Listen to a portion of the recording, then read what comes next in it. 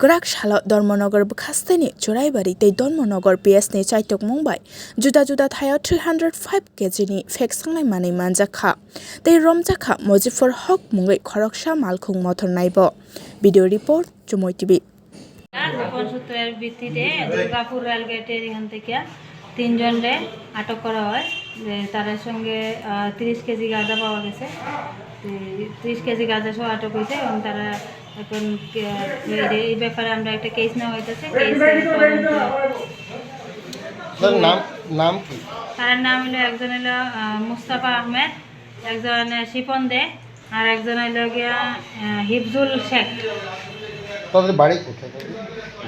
বাড়ি তো হইল গিয়া মুস্তাফার বাড়ি হইল গিয়া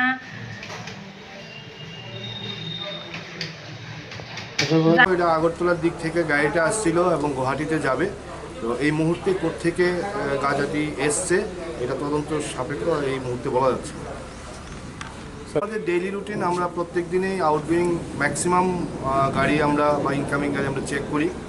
তো সেই রুটিন ওয়ার্কের ভিত্তিতে আজকে আমরা সকালবেলা একটা গাড়ি ডিটেইন করি। গাড়িটার নাম্বার হয়েছে AS01DD 5636। সেই গাড়িটির মধ্যে সিক্রেট একটি চেম্বার থাকে।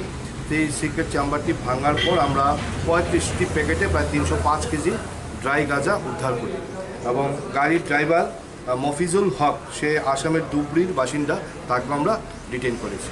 স্যার, কালোবাজারি মূল্য কত হতে পারে স্যার? কালোবাজারির মূল্য আনুমানিক প্রায় 35 লক্ষ টাকার মতো।